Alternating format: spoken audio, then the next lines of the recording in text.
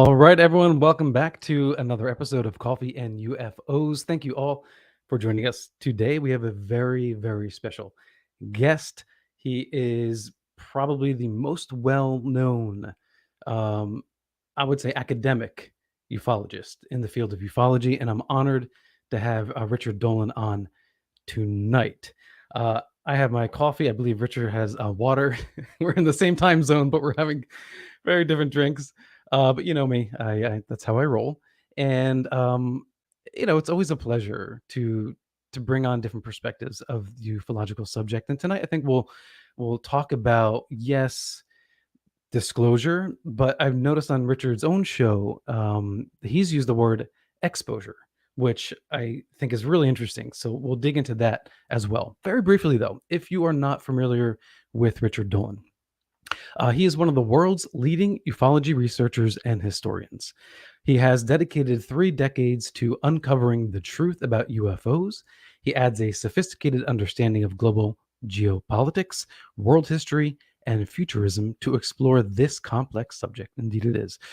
His works include UFOs and the National Security State, UFOs for the 21st Century Mind, which he just actually added an audiobook edition as well, and AD After Disclosure and the Alien Agendas. You can find out more about Richard at richarddolanmembers.com. Please go there, check him out, follow him if you haven't yet. And of course, please like, subscribe, and support this channel as well. And now we will bring on our esteemed guest, Richard Dolan. How are you, Richard? Hi, Alan. Thank you for having me here. It's a real treat. Thank you. And I'm sorry that I don't have my coffee, but cheers. I Cheers start to you. my coffee consumption at around 5 or 6 in the afternoon and move on to other beverages after that. That's probably the smart thing to do. It's funny, actually, last night I had a bit of a stomach issue, and my wife and I concocted this tea of ginger, licorice, mint, and lemon, and within like 20 minutes, my stomach felt miraculously better. That sounds great, actually. Yes. Ginger's magical, incredible. I'm a big fan. It is, yeah. I put ginger and turmeric fresh in my shakes in the morning as well, too. All right, well, Richard, very, very brief introduction. If you want to fill in a little bit about who you are for those who may not be familiar with you. Sure, yeah. I've been studying the UFO, or now UAP, phenomenon, as you mentioned, for about a little more than 30 years, almost exactly 30 years, I think. And I've been writing books on the subject for nearly that whole time. And my training is as a historian, so I've looked at the UFO subject primarily from that perspective. But and that really got me started looking at the history of the UFO subject in the 1940s, 1950s, the modern era.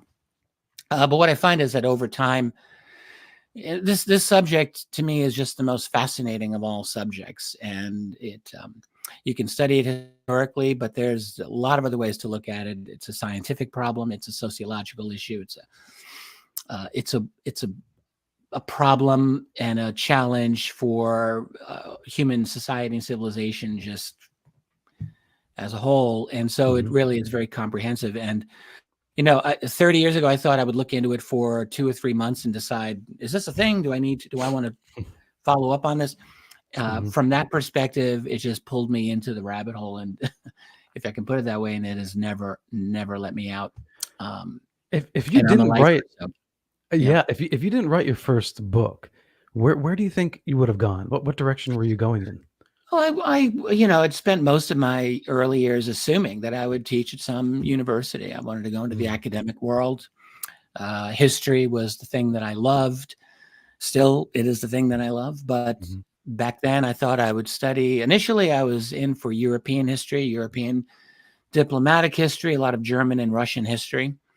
And then I moved into U.S. diplomatic history, and that became my primary interest. And it was in that area. I was studying basically the administration of Harry S. Truman in the early 1990s when I became interested in the UFO subject. And the reason was, in part, I saw a really good book in a bookstore. It was Timothy Good's Above Top. But the real reason is I was looking at his book in the bookstore, flipping through it, and I recognized many of the names that he had written about from my own academic research.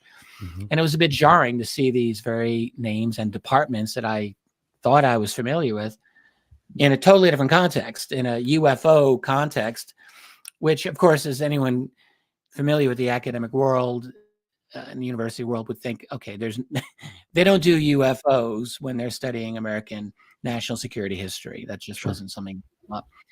And so I didn't like having a big question in this area where I was trying to become an expert. Was the UFO situation a problem or not? So I thought I would just take a little bit of time and dive into it. And that Mhm. was literally 30 years ago. And I've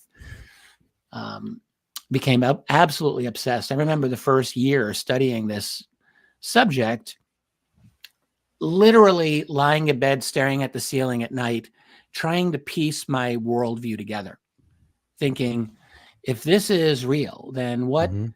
what is it about all the history that I thought I knew that I got wrong? Because this would be a really big thing. So what is it about Harry Truman, who I was studying? Is there a huge UFO component to that I just had overlooked, or Eisenhower's presidency, or John F. Kennedy, or the whole national security situation dealing with the Cold War in the 1950s? Like, Mhm. these were immediate historical questions that I was asking, and I wanted to know. I didn't Sure. like not knowing. And Well, it recharacterizes, right? All those characters and the events that took place. So it's like there's this black hole there that needs to be filled in. yes, and the problem is that, when you get to a certain age, and I mean, early 30s is not an unusual age to hit this. It's the point at which you realize, okay, I'm an adult. I have to know what I'm going to know for my career. You want to you're Mhm. serious now, and you like to think you've got things figured out. Of course, looking back, I certainly did not. But Yeah. it's very difficult. Like when someone is in a professional groove and they think they've got their path laid out. Mhm. I can say from experience, the last thing that they want to do is to rethink their entire worldview. And Right. that's not a Right. fun thing to do for Yeah. all kinds of reasons. Mhm. It's hard enough just changing a job, forget about, a career path, than your worldview. Yeah. And our worldviews now are being, I think, uh, just overturned so quickly. I know that the mainstream public, the general public is still has a long way to go. But in the past, since 2017, we've reached many more people and opened the eyes of many more people, I think, to this subject, especially within the past Mhm. year, that they're really, I think that they're confronted in a way they hadn't been before. So not that to say that they believe it, but certainly Yeah. the media is forcing them to confront this issue, don't you think? I think that's a good way to put it. They've been confronted about it in a way they hadn't before. I think that's a really apt phrasing of it, because we're not at a point of actual disclosure. We have not Hmm. had any admission from any active representative of the United States government that I'm aware of that has said, yes, this is real. I mean, we've had statements from the United States Navy and the DoD that have said Hmm. there's something there that we're looking into. But that's a little bit different from disclosure. Right. That's basically a promise that they'll look into it and they'll get back to us. And there's a lot of Yeah. opportunity for disappointment in Hmm. that. We're not in the end zone here. Yeah. On the other hand, there's been enough statements that are kind of official or semi-official, like former public officials, David Grush, Lou Elizondo, Christopher Mellon, Hmm. that have weight. It's true, that have spoken to the reality of this. So I think there's a little bit of a leak in the dam. There's some water coming through, Hmm. and we'll have to see where that goes. I mean, I keep wondering, have we gotten to a tipping point beyond which it would be impossible to go back to? Um, and And do you for a think we're while I there? thought that we were, but now I don't know. I mean, it's actually possible that things don't necessarily progress. I think Yeah. that's still possible. I'm feeling the same actually. Literally a week or two ago, my tune was completely different. I was thinking, maybe this is it. Maybe the next couple years, in 2 years from now, we'll have the equivalent of a disclosure, meaning the government in some way or another says yes. We know that aliens have visited Earth or wherever they non-human intelligence may come from. Uh, but but and reading your book recently, and I'm going, uh, we've kind of seen this story before.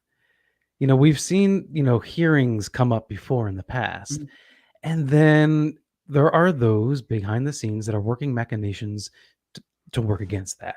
And then I started thinking, whoever's on the inside right now who still doesn't want this knowledge out, if they gave up, we'd know, right? It would be disclosure. But clearly there are those behind the scenes that still don't want this out. And so I guess the question is, how much power do they have, and how long can they hold out? It's funny. I was able to co-author a book on exactly this theme 13 years ago. We called it Mhm. AD, After Disclosure. I think to this day, it remains the only full-length treatment of the issue of UFO disclosure. Can it happen? How might it happen? If it were to happen, how would that Mhm. rock our world? And I think that the conclusions we came to then are mostly applicable today.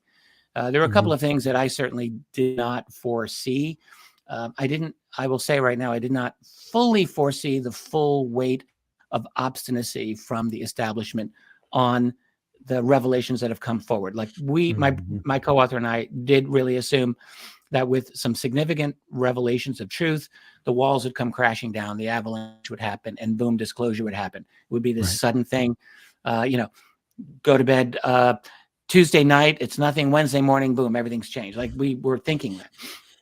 And that's not what happened. However, there were Mhm. other things that we discovered that I think are absolutely applicable. One is it's like you can't be half pregnant. I don't think you can half disclose. So the Mhm. problem is this is why there's so much resistance to this, because if there is ever a genuine admission on the reality of UFOs, UAP, as something not from this civilization, Mhm. something alien, if they ever admit that, it's going to be very difficult to hold back all of the things that implicate them in a cover-up and a conspiracy. That's going to be Right. difficult Right. because what they want to do is say, well, there's something out there. We have not interacted with it. We're investigating it. That's a perfect position for them, except that it's untrue. Like any cursory, let alone deep study of the subject Mhm. makes it very clear that there have been retrievals. And in fact, we're hearing about it now.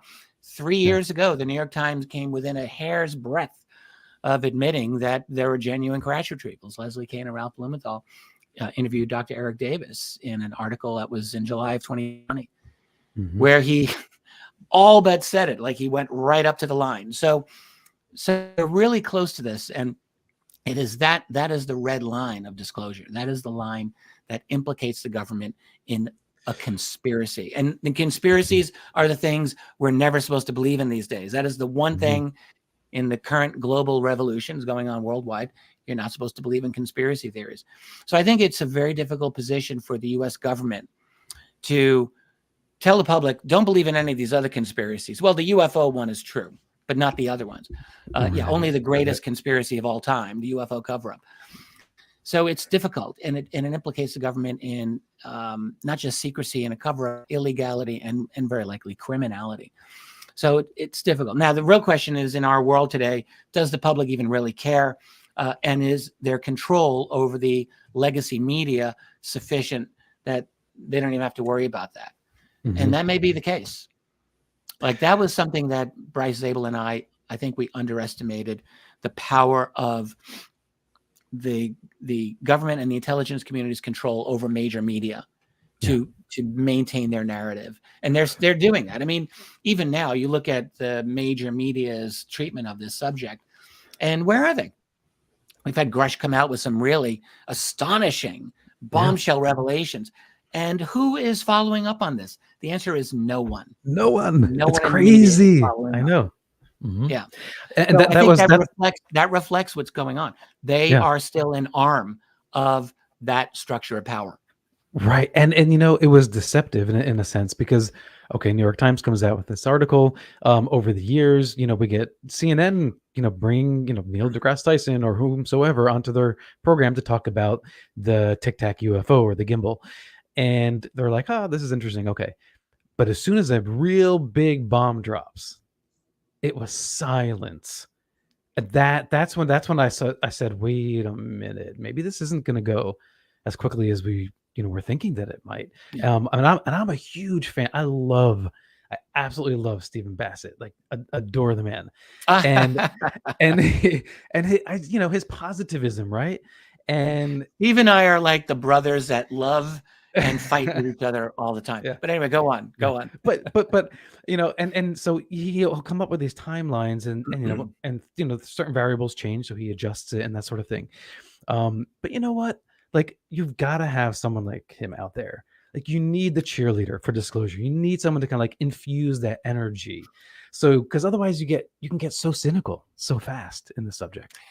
Well, yeah, it's story of my life. I mean, I had conversation with Steve about this over 20 years ago. Hmm. Friendly debates. I mean, I genuinely love the guy like a brother. I always will. But I have Hmm. had some serious disagreements with him publicly and privately over this. And the whole idea of the timeline of disclosure, absolutely. It's not that I don't want a genuine disclosure on the subject of UFOs. I absolutely do. I think, in Hmm. fact, we desperately need this in our society. But I've just never had the optimism. I Hmm. guess I look at the other side of it a little too much to feel that way. And looking at the history of the UFO cover up itself and seeing how, you were saying earlier, how we've kind of danced this dance before. That is absolutely Hmm. true. There have been a Yeah. number of times, going back to the early 1950s, when Yeah. it looked as though an anti-secrecy group within the establishment might be able to make some headway on this. This is an old story, Right. and every time it looked like there might be a chance something happened to undermine that and to prevent it. Back in the 50s and in the 60s and in the 70s and in the 80s and in the 90s and in the Yeah. 21st century. There were always moments when it looked like there could be a chance, and it did not happen for different reasons, but always because the secrecy group, if we call them that, has had and continues to have paramount control over too Ah, many levers of power. One of them is yeah. the media, and the other is politicians, and the other Hmm. is over the legal system. So they have a very good position to play. Right. It's not But invulnerable, but they're still in a good position. oh, absolutely. And it's interesting that you talk about that, right? So earlier you're saying that if they say UFOs are real, then what else do they know, right? And that kind of thing gets me thinking back to um like the Gulf of Tonkin resolution, right? Where Yeah, where yeah. the president all of a sudden has this enormous power, like a power to execute an act of war, which that puts lives of our own people in danger, American Mhm. citizens, potential innocent lives abroad.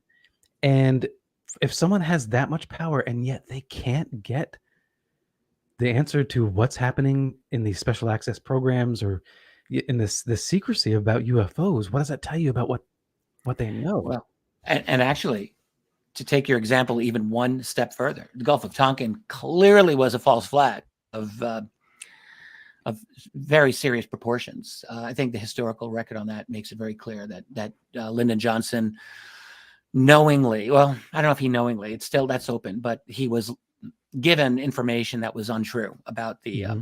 the so-called attack on the USS Maxwell, Mm. and so he created a massive war that resulted in the deaths of many Americans and millions of Vietnamese. Let's not forget them. Based on a lie, there's power, and still, to your point, the UFO problem, that's Yeah. way beyond their capability. Right. They can't. In fact, there have been story after story of U.S. presidents trying and failing to be able to get at the UFO Hmm. problem in any kind of productive way. I got a direct story from someone who spoke to President Bill Clinton during Bill Clinton's second term, late Hmm. 1990s. This is a gentleman who is very well known, spoke with Clinton on one occasion and was able to bring the conversation around one-on-one. They were at a function to Hmm. the UFO problem. And long story short, Clinton said, "Oh yeah, I wish there was something I could do about that. My hands are tied." Right. So Right. this is beyond the scope of any U.S. president. Ye Who they are selected, not elected. I mean, I've Mhm. been saying this long before the Trump-Biden era. Presidents are selected; they're not elected. Oh, did So, you hear what Trump said today? I think it was today or recently in a oh, well, podcast. He said that, "Yes, I was debriefed on UFOs," but he couldn't share much information, but he said that he believed he's saying David what we've David all pretty much known. But yeah, that's interesting. Right, right, but it's interesting Yeah. because last time he was interviewed, I think by his son, he was kinda, like, downplaying it, like, "Oh, UFOs, I don't know about that." But then now all of a sudden, with David Grush in the news, he's like, "Oh, yeah, yeah, I heard that guy's Well, pretty legit," you know? Well, with Trump, I think it was very obvious Trump is all over Yeah. UFOs. I think he always was. And to me, I always just read that as he played it down to the max. His son, Mhm. Donald Jr., was totally into the subject. Um, who is Trump's buddy over at Fox, one of the newscasters there who's very big, obviously Tucker? into UFOs? Tucker No, not Carlson? Tucker. No. No. It escapes me. I've seen him a million times. But anyway, there are always people close to Trump who I think were interested in UFOs, and I Mm, think Trump himself. Trump was not a politician. He was able to be interested in UFOs if he wanted. He's a mhm. private guy for most of his life. He's whatever one thinks about him. He's got his own mind. He thinks out of the box in certain ways. I could easily see him um, doing the UFO subject to some extent. Plus, his So uncle, yeah. FBI guy who got papers of Nikola Tesla. Oh, So there you go, yeah, yeah. John Trump. Yeah. I wonder if So there's there, a uh little bit of a history there on the edge. I wonder if there are some Yeah. people in the intelligence community wringing their hands and a little sweat on their brow, nervous that Trump is going to, say something else. Oh well, they absolutely will do anything to prevent him from getting into power. That's Mm. the entire U.S. national security apparatus is dead set opposed to him. Now, what do you think would happen? Let's just say a Trump or any president, Mhm. no longer in office, were to say, "Yeah, you know what? I did learn that there are UFOs, are aliens. Our military is aware of it." What do you think would happen to that person? Well, if it were 10 years ago or more, I would say it would lead to a transformation in the public discourse overnight. Hmm. Uh, we've gotten to a point now where no matter who's president, 50% of the public, of the American public anyway, will just say that's BS. I don't believe it. Uh, I mean, are we there? If Trump were to say that, I think probably half the country would say that's ridiculous. You're a fool. And actually, today, if Joe Biden were to say it, people would really wonder, like, is he all right? Is he right in the head? That's true. So, That's true. I mean, Yeah. honestly, so you've got, Yeah. but I think under ideal situation, Hmm. which maybe this country will get to a point where we actually can more or less agree on a more or less on a president. Maybe it'll Yeah. happen. But I mean, even to your question, like if Trump or Biden were to say that they've been briefed, what would it do? I mean, I remember Obama did an interview with what's his face, Jimmy Kimmel, Hmm. and he certainly made it clear that he had some information on the subject. Yeah. He made it very clear. He never said what it was. Right. Kimmel was not able to get anything out of him. So I think But what really will matter is if a president says, yes, I've been briefed. And, oh, yeah, by the way, that stuff is real and we're Mhm. not making it. And it's not the Russians and China. Then we've got a conversation. Right. What's exposure versus disclosure? Yeah, good question. Well, I didn't come up with that phrase. I've got great members of my website over original Mhm. members. A lot of them way more on the ball than me, that is for sure. And one of them suggested that phrase, and I thought that's actually a really great expression Mhm. because disclosure. We want disclosure. In an ideal world, that means the government that works for us Mhm. discloses what it has learned because their responsibility is to us, the people, we the people. Mhm. Mhm. That's an ideal situation. But that's not the world we live in, and we all know it. So in lieu of that, there's the possibility of exposure instead of disclosure. And that is the people from the outside researchers, outside whistleblowers, outside journalists, ripping that veil away and exposing the truth for what it Mm. is, forcing an admission. And I think that's the difference between disclosure and exposure. So it's like a collective, rather than killed by 1,000 stabs. It's like the veil getting picked away until eventually you can't deny what's behind it. Is that what you're saying? Well, I think if you've got a citizen movement doing genuine UAP UFO research and genuinely exposing the reality of this phenomenon, and thereby exposing secrets, Hmm. I think ideally they would want to do it like ripping off a band-aid. What we have been seeing, though, is bit by bit, slow drip by drip, and I think that is because we've got I think that the drain is being blocked up, as it were, by the establishment. I think the structure of power as it is has Hmm. enough power and control that they do not want this disclosure. There are people who I think have had a really mistaken idea about what is going on. I hear this all too frequently from analysts who say this all is a disinformation and it's an op. The Right. whole Right. UFO thing is a false flag. Yeah. And I'm just going to say right now that there's a tremendous amount of ignorance in those statements coming from some people who act as if they actually know what they are talking about. And I don't think that they do. I Hmm. think what we are seeing, and I've been saying this for a while, and I think it's absolutely true, is we're looking at a factional war. We're looking at a battle. We're not Hmm. looking at a controlled disclosure, a controlled leakage of information. Although the establishment that does not want this secret out is doing everything they can to slow walk this process. Right. They are, and so, and they have the ability to do it because they've got dominant control over the legacy media, and they have dominant control over big tech, and so they Hmm. are able to kill certain stories or shadow ban, and they're able to downgrade in the message in search engines and so forth. So they're able to control this, Hmm. and so the effect is like a controlled disclosure, but that is only because they are doing everything they can to stop the disclosure. Right, right. And not to belabor the point, but I'll just read this really quick for you. Recent national attention given to a number of cases in this country suggests to me that we may be tiring of the game. Various public information media seem to be awakening simultaneously to the ominous importance of the subject. In 1953, a scientific committee convened a United States Air Force request and, among other things, recommended that UFO be publicly debunked. Yeah. Um, that's Cora Lorenzen in 19, I think 66, 65. Coral Lorenzen.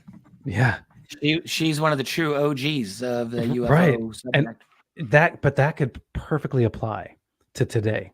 Yeah. And you would hardly know the difference.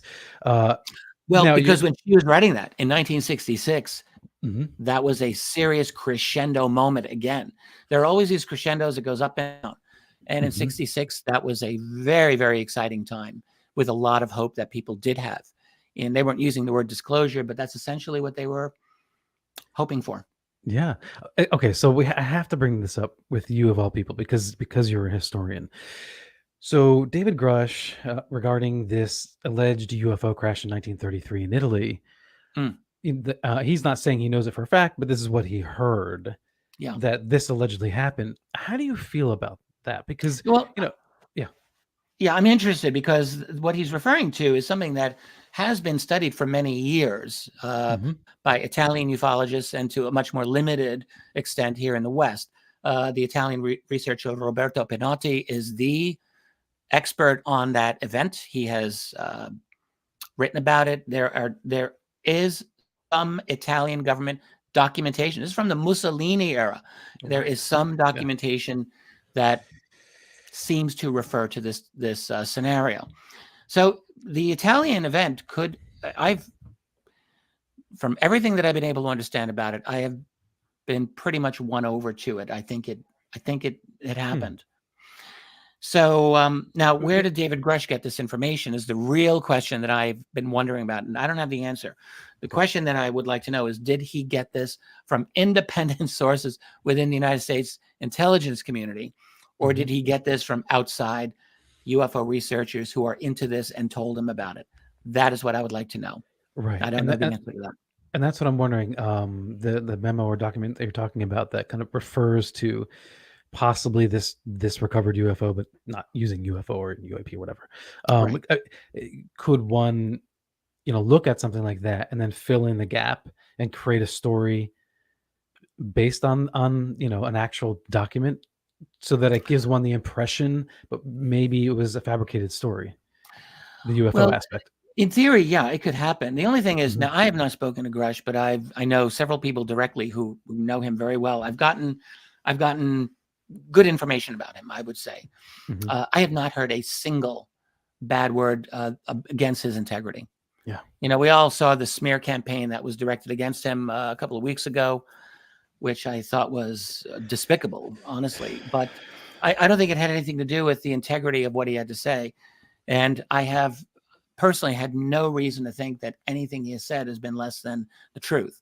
yeah, So I'm working on the assumption, until proven otherwise, that okay. he's legit in what he said about the 1933 event. But I still would like to know for sure where that information came from. I would be curious. Yeah. Um, I will say this. The media, as we often the mainstream media, sort of demonize in this field. Uh, some of the media reported on this defaming attempt, this releasing of information about his mental health history that should not have been released.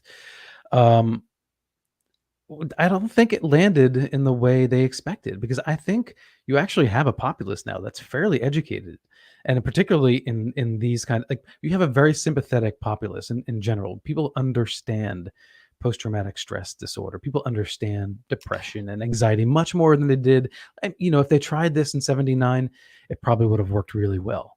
But I Mhm. kind of feel like it was just it was I think it despicable that it failed. didn't have Yeah, enough. I It think you're right. failed. Yeah. Yeah, I think that's right.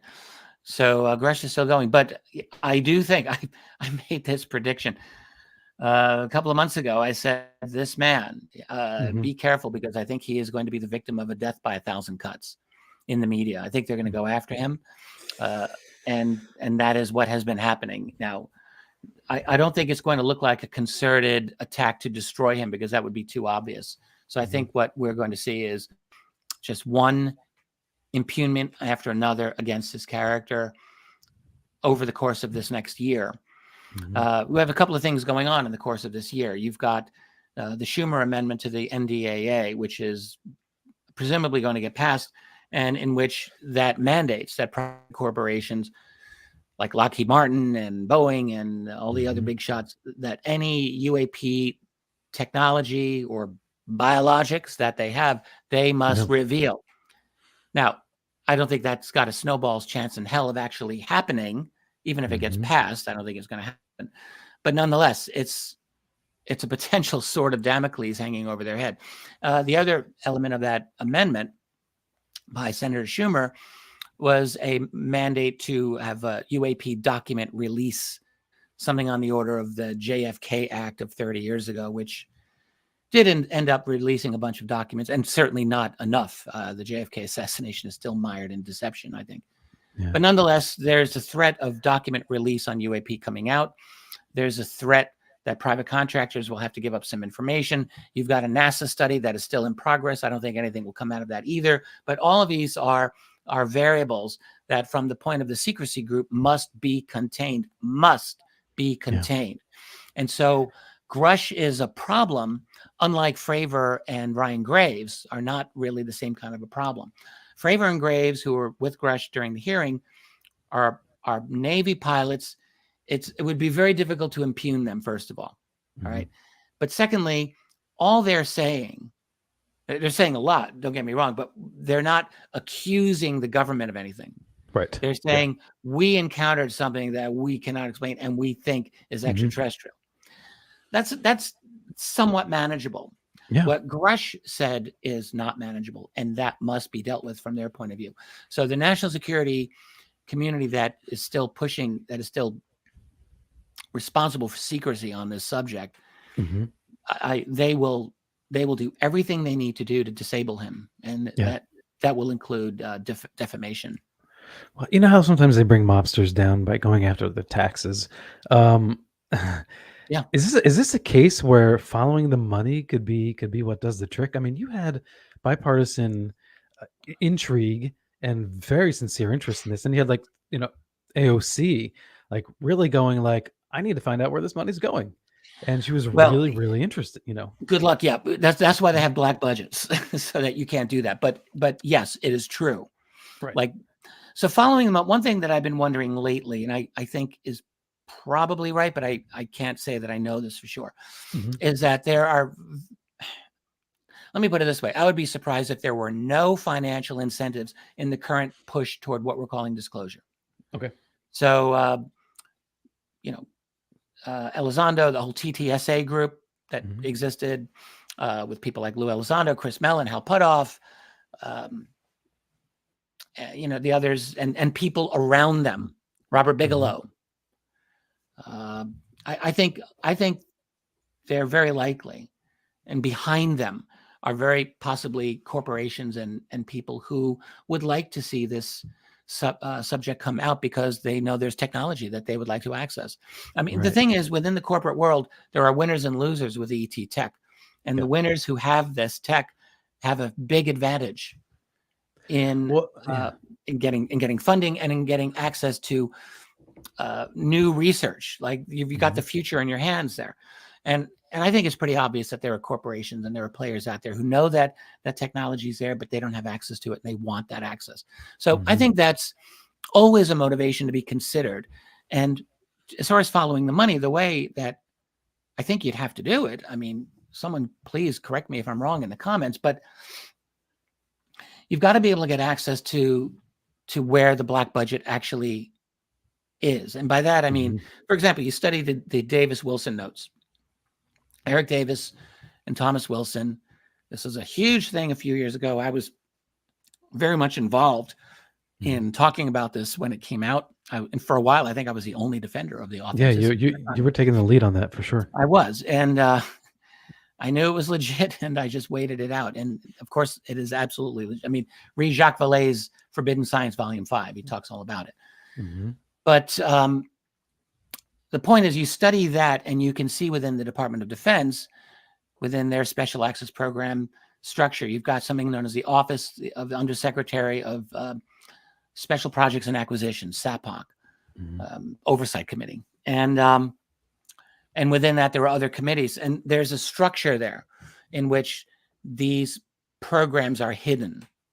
So within the Pentagon, members of Congress would need to be able to get access somehow to that. And that's going to be really difficult. Thomas Wilson, who is a deputy head of intelligence with the Joint Chiefs of Staff at the time, this is in the late 90s, had much more ready access to that. And he had to hunt.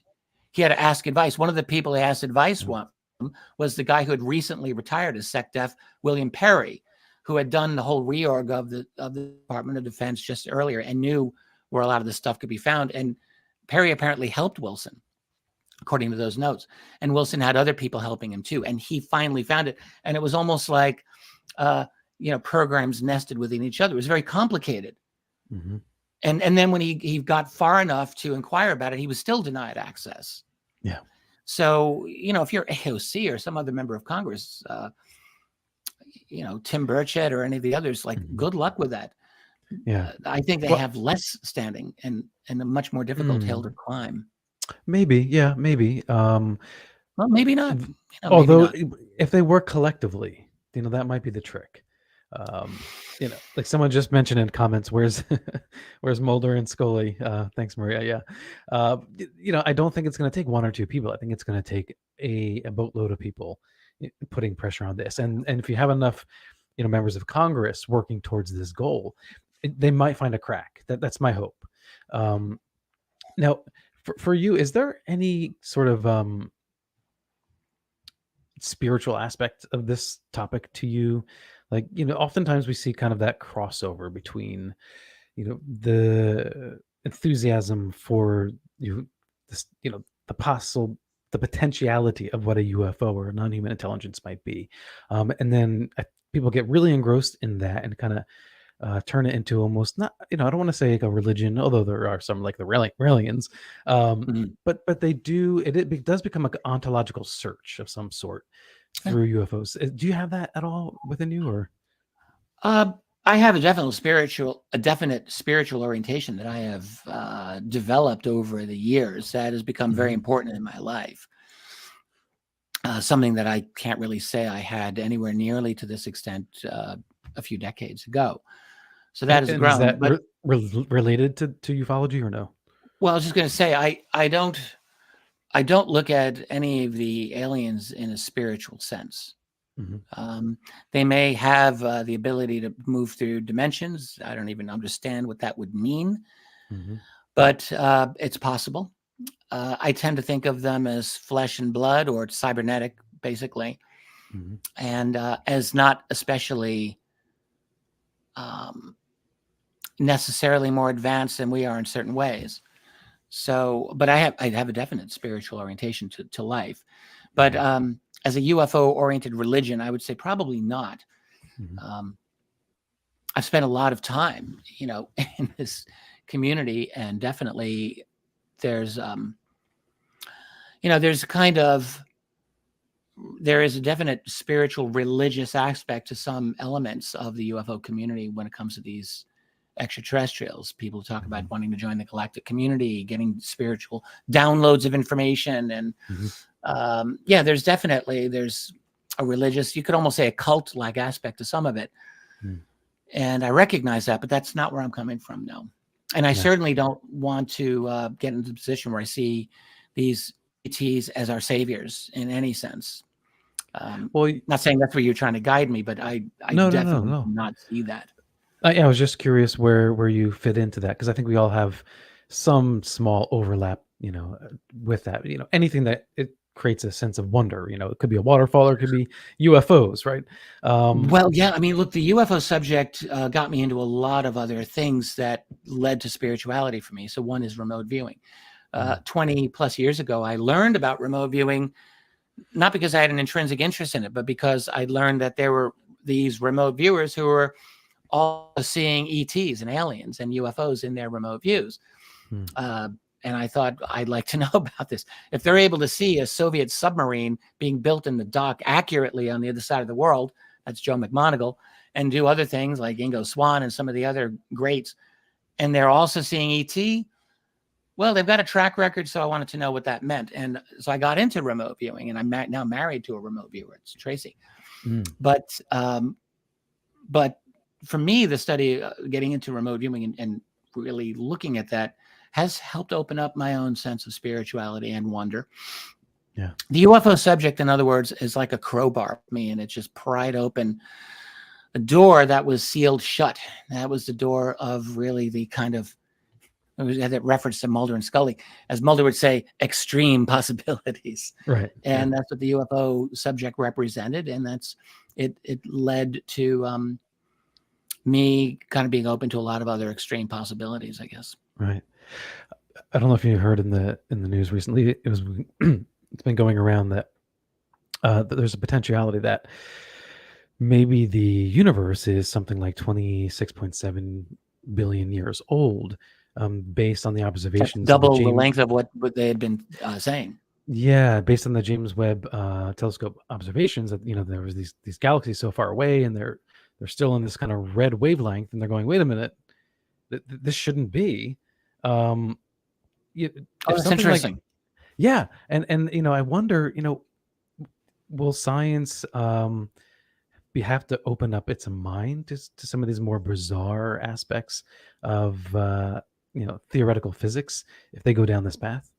I think the scientists overall are pretty amazing, and I think they're fantastic at asking very difficult questions and Hmm. to approach them in ways that I could not even begin to No. understand how they do it. I mean, it's really what they do is it's all very high level mathematics. That's like Yeah, yeah. 99% of it. But applying that mathematics to problem physics, which is just like genius level stuff, Mhm. as far as I can say. Yeah. I didn't know about this revision of the age of the universe. This must be new because It's not that's something formal. I'm interested in. I had not heard this. Yeah, it's not formal, but there's a couple of physicists that are coming out, and they had written They're like wondering. not yeah, they hadn't written a formal paper yet, but they're going, wait a minute, these observations don't make any sense. And there's more and more rumble in the community now, going, oh, we have to look into this because this really just doesn't match the math. and our past observations. So yeah, That's very interesting. yeah, and Um, because I always wonder, are there different paths that could take us to the truth behind whatever the UFO reality is? Whether it could be through Congress or it could be through scientific discovery. oh yes, yes, yes. I think. Well, ultimately, look, we want, we should want a political solution to this problem. In other words, I mean, you hear this a lot. I hear this a lot. People will say, well, I don't really need the government to tell me what's the truth. I know what the truth is. And Mhm. I'm like, yeah, I get it. Like, that's right. But the government still is supposed to answer to you. Right. And as long as the government's not answering to you, that is a problem. And look, we all realize we're not kids anymore. We realize we don't have the government that we grew up thinking we were supposed to get.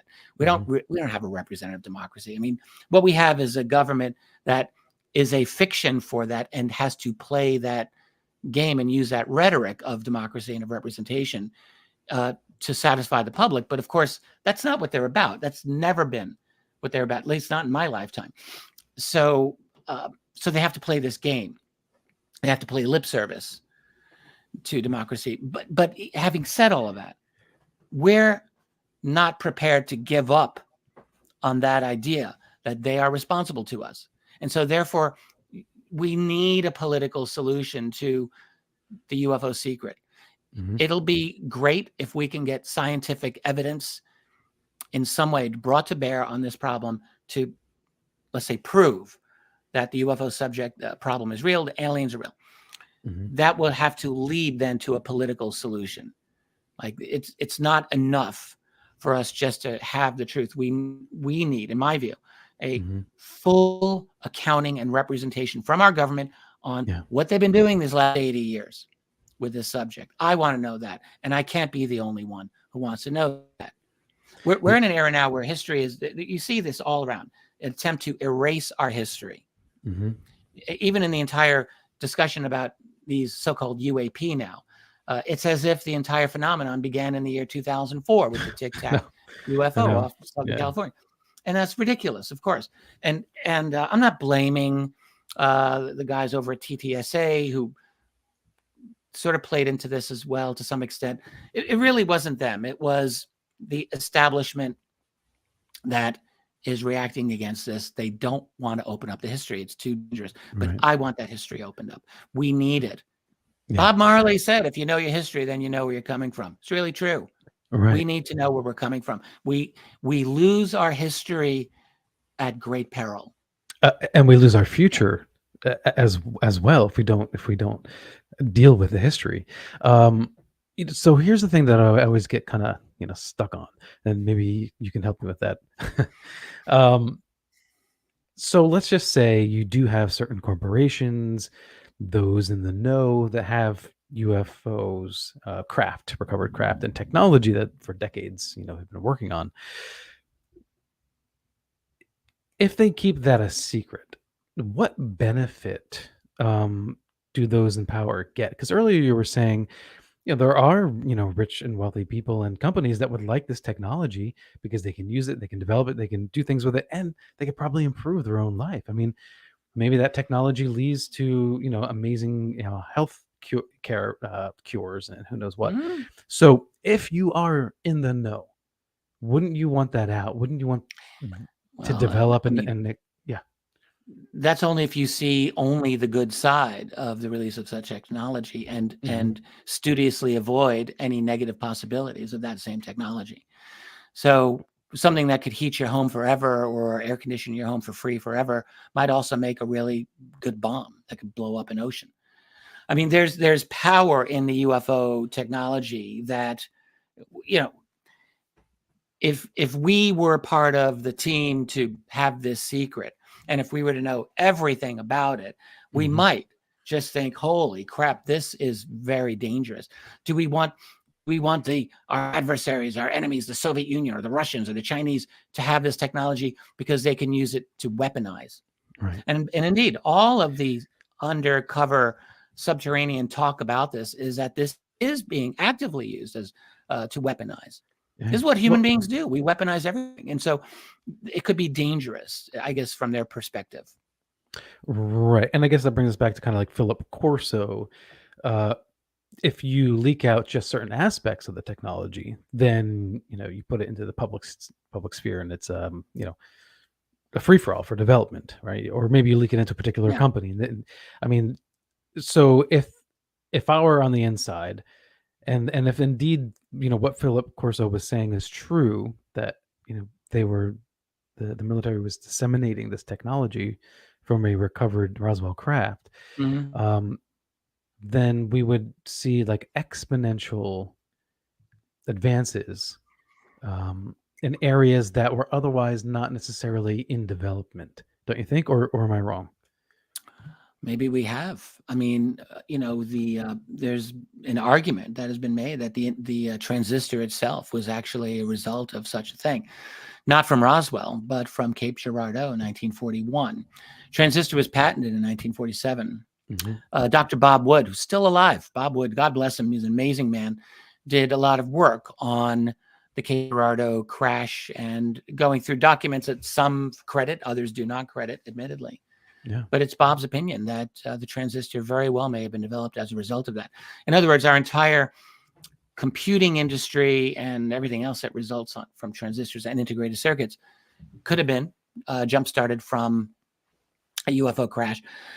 And, Corso's story cannot possibly be the full story of the transition of technology to industry anyway. Right. Corso's Yeah. talking about 1960, 61. And he's with the Army. Now, Hmm. the Army's had a lot to do with all of this, but But by this then, process yeah. begin only in 1960, or did it start earlier? I think Right. it started earlier. Yeah. So we That, don't that- know the full dimension. I think we've gone through a technological revolution on many levels in the last lifetime, so it's quite mhm. possible. All right. It's had an effect. And we're getting down to the end here, Richard. Thank you so much for joining me. I have one more question for you. So, what what do we do if we have disclosure, semi-disclosure, exposure, whatever it might be? What do we do with those that are guilty of keeping this secret from the American public? Well, that's a tricky issue, and it's a moral issue, and I don't know that I'm the best person to answer that. My co-author Bryce Abel and I did actually deal with this when we wrote After Disclosure, Hmm. and I think we both came to the idea that, and I think I still believe this, that at a certain point you have to, if you want the information out, you're going to have to let a few things pass. And so to go after, in terms of criminal proceedings, those Hmm. individuals who we determine have been guilty of high crimes against humanity for holding this secret back, let's say, Hmm. you have to make a choice. Like, do we want this information out or not? Many years ago, a man wrote to me from, I think, that world, and he said, I just read your book After Disclosure. Hmm. And he said, one thing I think you really need to understand is that those of us who are in the know, we will never, ever, ever come out with this information until we are absolutely sure we will not be prosecuted. Right. Otherwise, forget it. Right. There's not going to ever be cooperation on this. And But I think he but may if have, it seemed yeah, believable to me. I guess the question more is if it comes out anyway, right? What do you do? I mean, ethically, because their argument would be, well, we're doing what we thought was best for the safety of the citizens of the Oh, yeah. United States, right? I mean, Right. yeah. There's no Um, justice in any of this. There's never okay. count on that. It's never going Okay. to happen. So Yeah. what will happen is that there'll be a big political dust up. There'll be a lot of angry people, Hmm. and there'll probably be some who will be selected to pay the price. Probably Hmm. a handful. It's usually the case how it is with all of this, and they will be the public sacrificial victims. They may deserve that punishment. Depends You're on right. what you Right. have to say, but Yeah, because this is speculation. Whatever those exact choices, decisions, orders were given. This is yeah, it we really don't comes really down to the know. specifics. Yeah, exactly. Yeah, I mean, What I would think. so it'd be like a kind of like a Rwanda approach, right? Like just maybe we forgive and we have to move on, and yeah. Rwanda, South Africa, they had a very famous reconciliation committee back when apartheid ended, and They had to go through the Mm. same process. And, you know, it's always a tricky thing. How do you balance this? You want a dedication to the truth. You want to hold guilty individuals responsible for what they did. Yes. But we're also living in a world where we have to make decisions. Now we're not even close to that place yet. So that's looking very far into the future, in my opinion, because Sure. I still believe that we're looking at a very, very strong defense being played by the national security establishment on this.